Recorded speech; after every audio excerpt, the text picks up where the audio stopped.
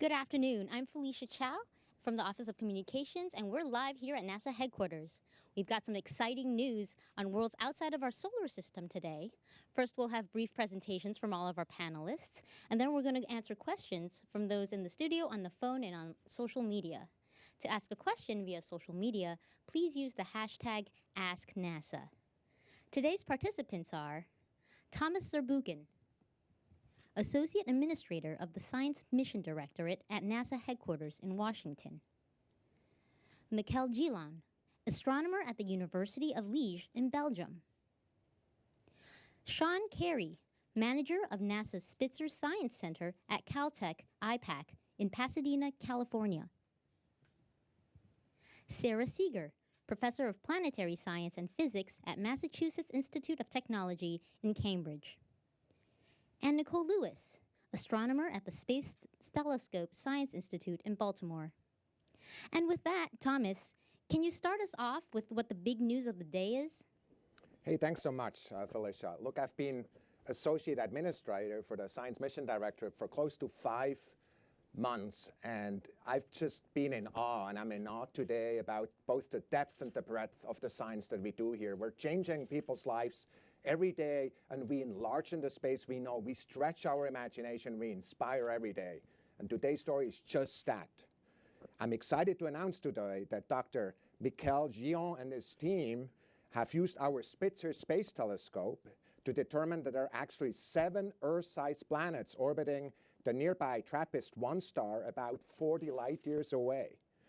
What's more, as you can see in this illustration, is that 3 of these planets, marked in green, are in the habitable zone where liquid water can pool on the surface. In fact, with the right atmospheric conditions, there could be water on any of these planets.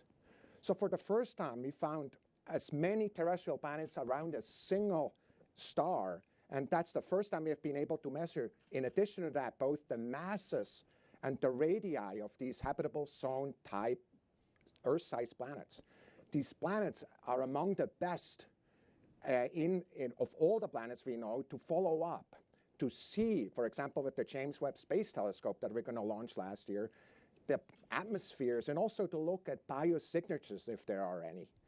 The discovery gives us a hint that finding a second Earth is not just a matter of if, but when. Scientists believe, actually, that around every star there could be 1 planet. Take 3, take 5, take 7. And you can just imagine how many worlds are out there that have a shot to becoming a habitable ecosystem that we could explore. And what we really have in this story is a major step forward towards answering one of these very questions that are at the heart of so many of our philosophers, of what we're thinking about when we're by ourselves. And that basically is, are we alone out there? We're making a step forward with this, a leap forward, in fact, towards answering that question. And I'm really excited for you to hear about it now. Thanks, Thomas. So, Mikel, can you tell us more about this finding?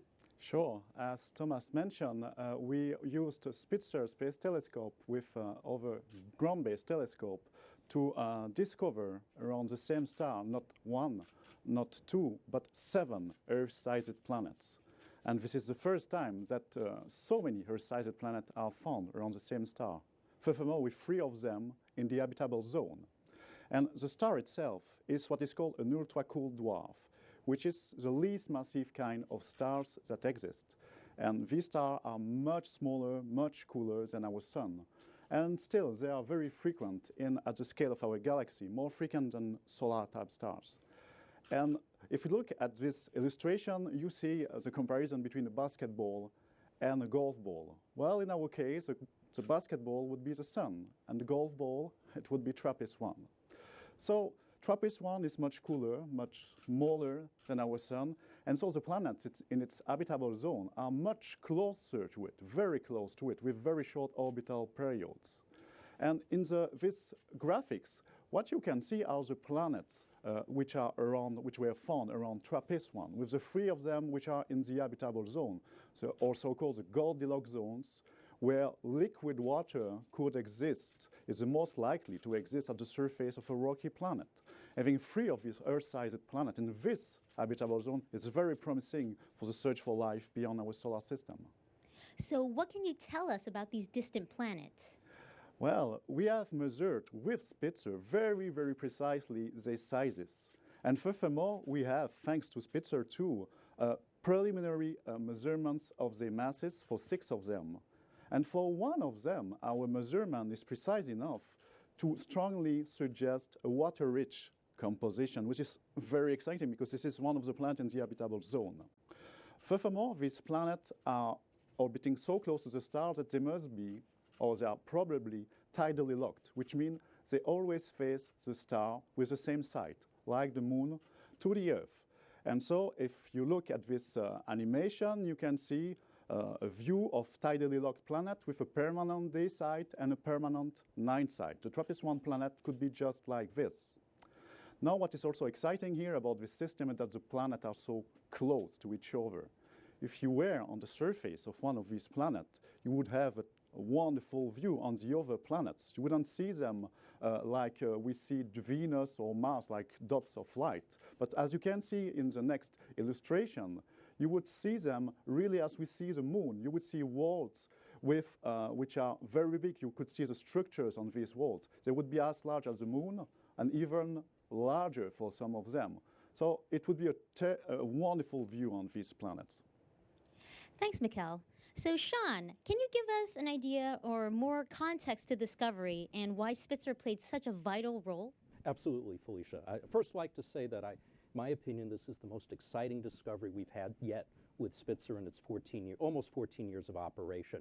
As you can see in the graphic, the initial discovery of the TRAPPIST-1 system was by the TRAPPIST telescope in Chile in 2016. And immediately after that, we started doing intensive follow-up with a lot of ground-based telescopes and more than 20 days of continuous observations with Spitzer.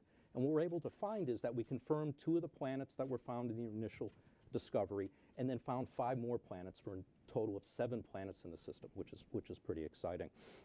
Now, TRAPPIST-1 is an ultra-cool dwarf, and that means that it's much brighter in the infrared, thousands of times brighter in the infrared than in the visible. So it makes it ideal to use Spitzer, which is an infrared telescope, to do the follow-up on this system. And then as you can see in this animation of Spitzer, so Spitzer was launched in 2003, and it was never intended to study exoplanets. So we had to do some clever re-engineering why it's in space still, and it's more than an astronomical unit away from the Earth, so you can't fly out and do anything about it. But we did clever engineering on the ground to allow Spitzer to measure star brightnesses very precisely, 1,000 times more precisely than we had imagined Spitzer would be able to do. And then what we're going to show in the next animation is how what Spitzer sees the planets very similar to the way the Kepler Space Telescope does. We don't image the individual planets. What we do is the planets pass in front of the star. We see the amount of light that the star is dimmed by when that planet is blocking it. So the dips you see in this animation are the planets going in front of the star, blocking a little bit of the light. The size of the dip tells you the size of the planet. So we can get the size of the planet directly from measuring the dip. Now, when you see the different planets, they keep orbiting around, and every time they transit, you can measure the spacing between the transits, and that tells you about the orbit, the period of the orbit, how long that year is, and for that planet. And then when we know how long it takes for the planet to go around the star, we also know the distance it is from the star, and that also tells us whether or not it's in the habitable zone. Now, the TRAPPIST-1 system and its planets are in an interesting configuration. The planets are all very close together, and their orbits are spaced such that they gravitationally interact with each other. They tug and pull each other as they go flying around, orbiting around their star. And what that does is it changes the timing of the transits a little bit as the planets are tugging each other, so they don't happen as regularly as you would expect without the tug. And with that, measuring those differences, what we're able to do is measure the masses of the planet. So now we have the mass of the planet, the size of the planet, so we can make an estimate of what the density of the planet is. And that's important because that gives us some understanding about what the composition of the planet is. From that, we can tell where the planets are, whether they're rocky, gaseous, or even watery. Thanks, Sean. So, Nicole, what can you tell us about studying the atmospheres of these planets? Yeah, so the atmospheres of planets tell us a great deal about the formation and evolution of planets, and also about all of the physical processes that are occurring on the planet's surface and in the air, especially those that might make the planet habitable or actually indicative of hosting life. We can use space-based telescopes today to study the atmospheres of planets using a technique called transmission spectroscopy, which detects the fingerprints of different chemical species in a planet's air, such as water or methane, ozone or oxygen. We're currently using the Hubble Space Telescope to study the planets in the TRAPPIST-1 system to determine if they have hydrogen-helium dominated atmospheres. It's actually great to find out if they don't. That gives us another push forward in having these planets be, in fact, rocky, and also the potential of those planets to support water on their surfaces. Just last year, Hubble actually probed the innermost planets of the TRAPPIST-1 system, TRAPPIST B and C, and found that they didn't have hydrogen-helium dominated atmospheres. So that's just one more step along the path to having these potentially habitable worlds. So what do we know about the 3 worlds in the habitable zone? Sure, so I'll use eyes on exoplanets here to give you a brief tour of the habitable zone of the TRAPPIST-1 system. So if we zoom out to the system away from the host star, you'll see all 7 planets, with the habitable zone indicated here in this blue region. The innermost planet in the habitable zone is TRAPPIST-1e. So in this illustration, you'll see an artist's rendition of TRAPPIST-1e, which is a really interesting planet for a number of reasons. It's very close in size to Earth, as you can see here. It also receives about the same amount of light as Earth does in our own solar system. This means that in TRAPPIST-1e, you could have temperatures that are very, very similar to the ones that we have here on Earth. The next planet out is TRAPPIST-1f. Now, this is a potentially water-rich world that is, again, about the same size as Earth. You can see here in comparison. Now, TRAPPIST-1f has about a 9-day orbit, and during that time it receives about the same amount of sunlight as Mars does in our own solar system. And the final planet in the habitable zone of the TRAPPIST-1 system is TRAPPIST-1g. Now, TRAPPIST-1g is the largest planet in the TRAPPIST-1 system. It's about 13% larger radius than that of Earth, as you can see in this comparison here. And it receives about the same amount of starlight as somewhere in between Mars and the asteroid belt in our own solar system. So while we don't have the technology yet to really travel to any of these planets, how long would it take to travel here? Well, thankfully, we can ask eyes on exoplanets. And if we were able to travel at light speed, we, of course, could arrive in 39 years. Something more like a jet plane would take far longer, of course, something more on the line of 44 million years. Wow. Well then, thank you so much, Nicole. Now, Sarah, why are these discoveries so exciting for the scientific community? Well, with this discovery, we've made a giant accelerated leap forward in the search for habitable worlds and life on other worlds, potentially speaking. Because with not just one planet, but several, we have room that if we didn't have the habitable zone quite right or weren't sure quite what we're looking for, we have many chances over. You could say colloquially, it's like in this planetary system, Goldilocks has many sisters. Now, we don't know much about the planets. We know, as we heard earlier, the masses and sizes and how much radiation is falling on them and their orbits. So for now, we just speculate. And for that, the TRAPPIST-1 system has really captured our imagination, and we have a new travel poster for you that you can download from the NASA website. And if you see here, it's captured scientifically accurately the, how on one of the planets you could see all the other planets in the sky. Now, historically in exoplanets, in the kind of brief history of the last 20 years, when there's one, there's more. And so that's why I'm so excited to be here today to share it with you, because with this amazing system, we know that there must be many more potentially life-bearing worlds out there just waiting to be found. Thanks. So what are astronomers doing to learn more about this system and others like it?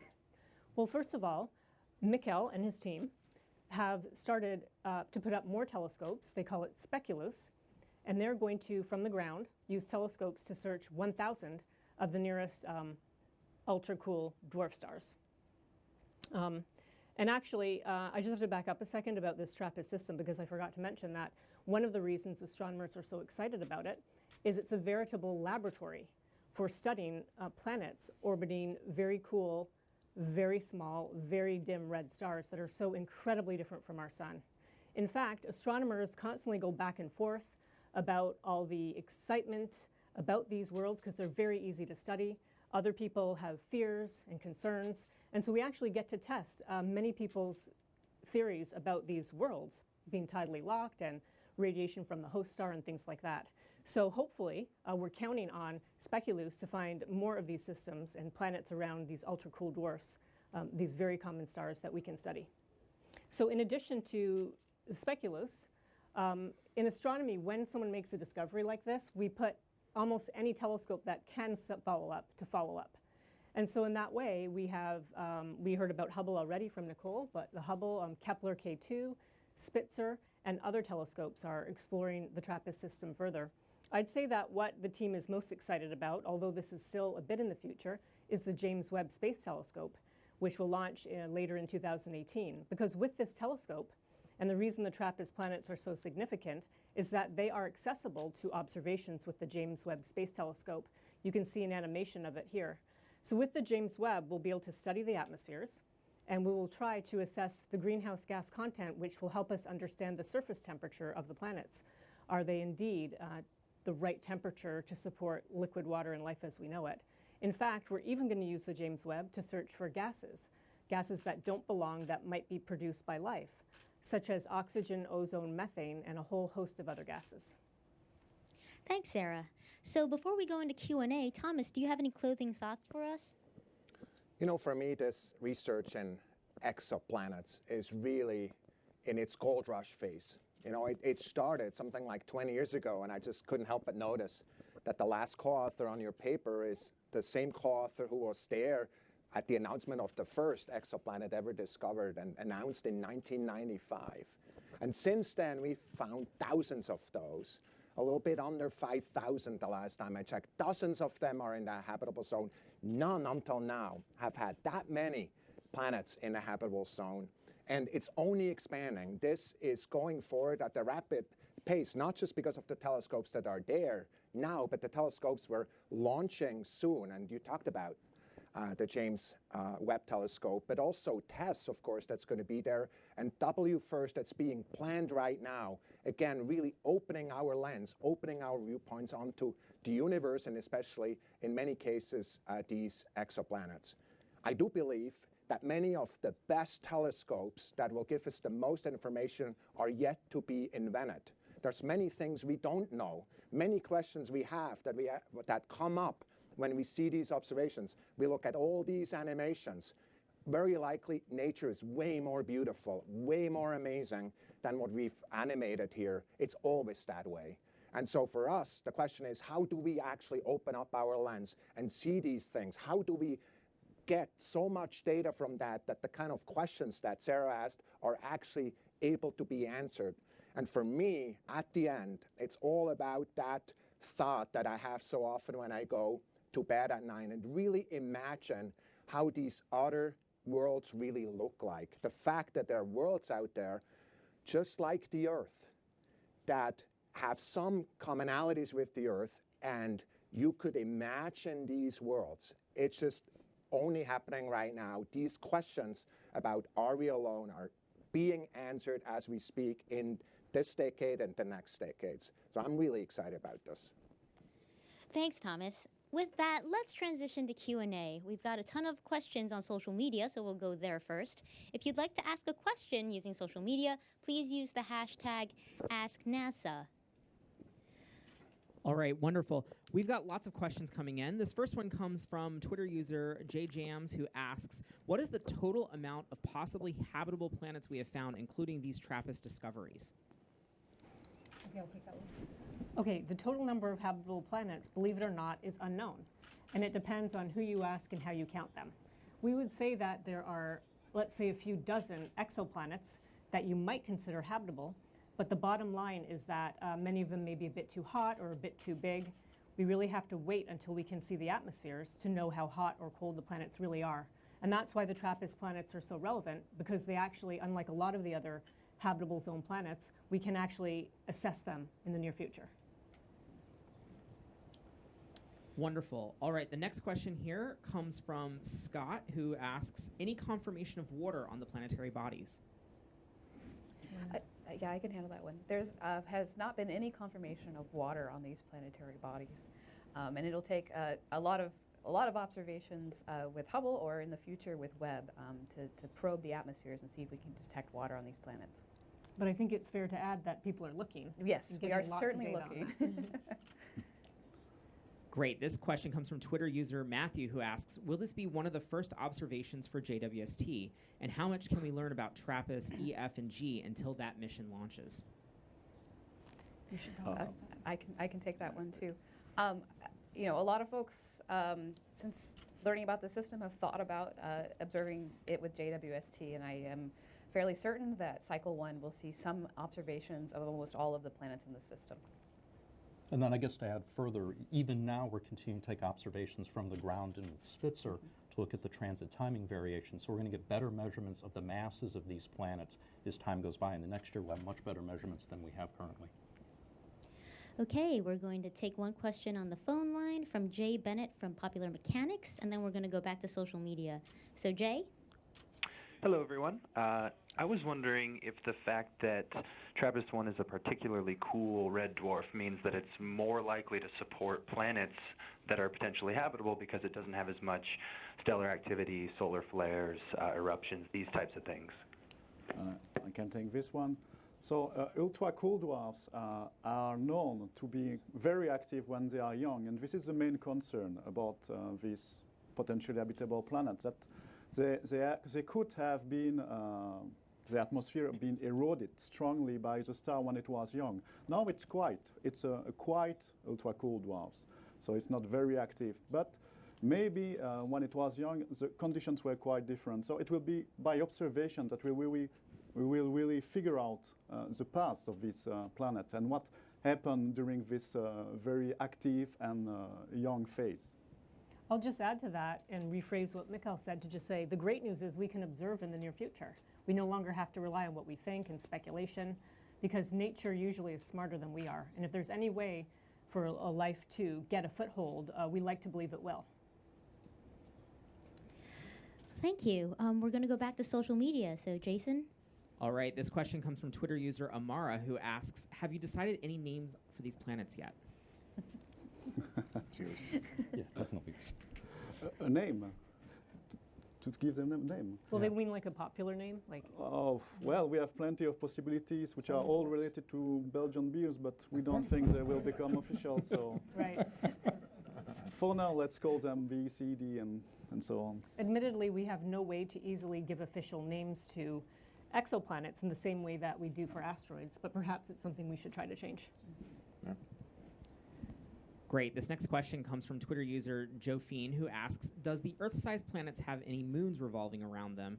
And if no, how can there be possible waves on water? Well, in our data, we have no indication of a moon. And so, furthermore, if we look at our theory, it would be quite unlikely to have a moon around a planet so close to its star. So maybe if there are outer planets still to found, maybe they could have a moon. We'll see in the future. There are still many news to come about the system. But I'll add further, the tidal forces between the planets are not negligible. So if there was water on these planets, there would be tides as well because of the tidal forces between the planets instead of planet-moon. Yes, indeed. Next, we're going to go to the phone lines. We have Keith Cowing from NASA Watch. Keith? Hi, a question probably best for Sarah Seeger. I'm looking at these planets. I assume they're really close together. It reminds me of the Jovian and the Saturnian systems where stuff is thrown from one world onto another, and there's questions about why, should you consider these as an ecosystem? I'm a biologist. I'm looking at 3 potentially habitable worlds real close to each other. Should we be thinking that conceivably the biosphere around this very tight-knit group of planets might extend beyond just one planet if they're this close to each other? Well, that's a wonderful question, and we haven't thought that far yet. But I'm sure there's a student out there, listening in who should take this problem on. I'll just back up one step, though, and answer a slightly different question, because if we want to think about an intelligent civilization elsewhere looking back at us, they may be having a press conference saying, hey, there's 3 habitable planets there. Venus, Earth, and Mars may appear to be in the habitable zone no matter how we describe it. So let's wait and see what's out there. But great question, and hopefully somebody will work on this. Next on the phone lines, we have Marcia Dunn from Associated Press. Yes, hello. I was wondering, how many years do you think it might take to have a real good handle on the atmospheres of these exoplanets? And I have a follow-up question. Yeah, so we could actually make a substantial amount of progress in the next, after the launch of JWST, the next sort of 5 years range. So starting with Hubble and then moving into JWST to continue the exploration of these atmospheres, we could see results, in the early 2020s. And thank you. And I know this is the first time 7 Earth-sized planets have appeared around a star like this. What is the closest runner-up to that? How many Earth-sized planets around a star that you've seen prior? 3. I think it's a 2 or 3. Yeah. No more, found by Kepler. And which star is that? Oh, I don't remember. There are so many Kepler planets. Okay, thank you. So let's go back to social media. Jason? All right, this question comes from Miles O'Brien here on Twitter, who asks, what sort of instrument could be used to answer the question of whether these planets harbor life? Could Webb do it? Sure. So Webb has a suite of instruments that cover, wavelengths from sort of the near infrared all the way through farther into the infrared spectrum. But in particular, it has a lot of very powerful spectrographs aboard. So this is going to allow us to do this transmission spectroscopy technique that I talked about earlier. And it covers the right wavelength range where we can start to detect molecules like water, methane, ozone, and oxygen. So we can start to do a lot of what Sarah had suggested in trying to determine habitability and also the potential of it harboring life. And I just want to add one thing, and to Miles and everyone out there, is we really try to emphasize we have the capability to find signs of life elsewhere, but nature has to deliver. And because it's all so new to us, these red dwarf stars, we don't totally know what's out there. So if nature has made life ubiquitous, and there are lots of atmospheres without clouds, substantial enough accumulation of gases, we'll have no trouble finding it at all. But if it's the opposite, then it may be a while. But I did want to add one more point that we hadn't covered yet, that we have the TESS mission upcoming. We have other ground-based searches. So TRAPPIST-1, we're just here as the first. It's the most exciting one so far, but we hope to have many more of these and lots of chances to find signs of life in the future. Wonderful. Next question here comes from Twitter user Chris Sims, who asks, is it possible to listen to this planet system using our SETI-style telescopes? How do we learn as much as possible? Okay. To my knowledge, it was already listened to by SETI, and they had no signal from artificial signal detected. So it's doable, but there's no signal detected. Great. Next question comes from Twitter user Sawyer, who asks, how far into the foreseeable future until we might be able to see a craft that can actually make the journey to TRAPPIST-1?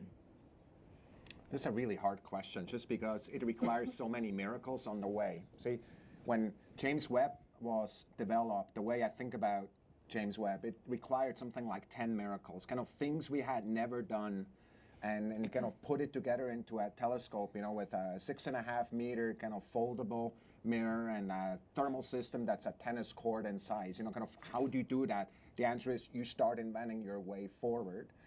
This question that's being asked may be a 100 miracle type of question, and some of them probably relate to nuclear propulsion. Some of these miracles relate to radiation protection. They relate to things that we're just starting to push at. Now, the good news is there's a lot of work that's being done on kind of the first 5 to 10 of those miracles that are being looked at, not necessarily because we have our eyes set right now on going to a star. It's a big leap, but because we're looking, for example, at the outer solar system. We want to get there a lot faster. We want to get there with more payload. We want to get there with more energy. And so the way this game works, it's really it's leaning forward. It's really just because it takes 100 miracles, not backing up. That's really what I would believe is what NASA is all about, and that's also what led to this kind of discovery in many ways. Spitzer itself had a whole bunch of miracles on detectors and systems, and the same is true for the other question. I'd like to just very briefly mention our colleagues at the Breakthrough Foundation and the project called Starshot. And you can go look that up and see that they're planning 19 miracles to figure out a way to send very tiny and thousands of little tiny spacecraft flying by the very nearest stars. That would be Proxima Centauri, not quite like TRAPPIST.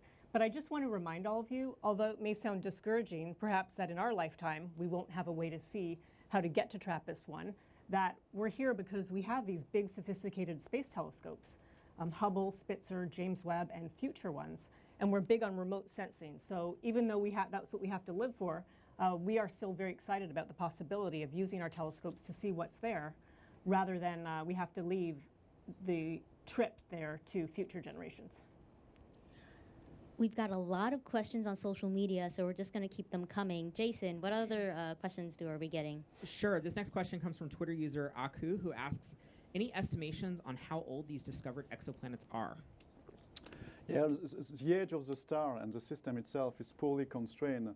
We know it's not very young. It doesn't show signs of youngness, so it's at least 500 million years old. But we can't say more because these ultra-cool dwarf stars, they evolve super slowly. Their lifetime is 1,000 times larger than for a sun-like stars. So we don't see them evolving, so we can't constrain their ages. All right, this next question comes from Facebook Live here. What is the distance between these three planets? Is it something like 500,000 kilometers? And what is the distance between E and the star? Oh, the distance between the planets are a few times the distance between the Earth and the Moon. So we're talking about something like millions of kilometers and not hundreds of millions of kilometers for an Earth around a sun-like star.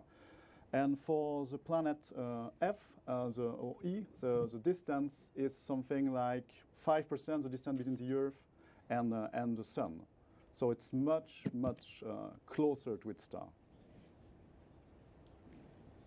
Great. This next question comes from Twitter user Ross Butler, who asks, is the TRAPPIST-1 system the closest to us with planets in the habitable zone? No. In fact, the closest is Proxima Centauri, which has a planet which was detected by radial velocity, so by another method, which doesn't tell us the size nor the mass. So we don't know if it's a rocky planet, but it is in the habitable zone, clearly. It's only at 4 light years away. It's the closest star, in fact. All right, wonderful. This next question comes from Twitter user Unconventional Tiger, who asks, I would like to know the range of orbital periods for the 7 rocky planets in the TRAPPIST system. So the range goes from 1.5 days for the innermost planet to, we don't know the period of the outer planet, but it must be something like 20 days. So super short period compared to the Earth. I think, do you want to add the ratios? You can add the ratio. No, I think, Mikhail, you should add the resonance and the integer ratios.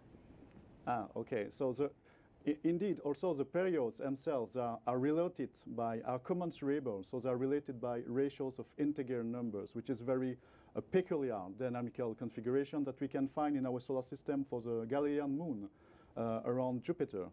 And it shows that, it indicates at least that these planets should have formed further out and migrated and been trapped during this migration inwards in this very peculiar configuration. If it is the case, they are super water rich because they must have formed in an environment which was very rich in ice or in water ice, and it should be reflected in their composition. And we will know soon, thanks to notably to many new Spitzer observations that are coming. Okay, before we take more questions from social media, I'd like to ask each of you to kind of give some thoughts about why this finding is so exciting for you personally. And we're going to start with Nicole and then work our way to Thomas. Yeah, so this finding is really exciting for me because this is a great opportunity to study Earth-sized planets' atmospheres in great detail. We know that we can get good signal-to-noise ratios, and we can start to begin this journey in trying to understand what the air is like around rocky planets outside of our solar system. Well, I'll give 2 favorite reasons. One is when I and others started in exoplanets 20 years ago, our peers all dismissed the work as just stamp collecting. We'd never look at their atmospheres, we'd never be able to do this, we'd never be able to do that. So the fact that we're here today with 7 planets, and we know we can study their atmospheres in the future, is truly tremendous. The other point I want to make is that we're really excited because we all see ourselves here as just, we're the group of people, we meaning us and all of our colleagues, as the pioneers. This is a search that will go on for many generations. And just the fact that we're this close now to finding so many habitable worlds is really exciting.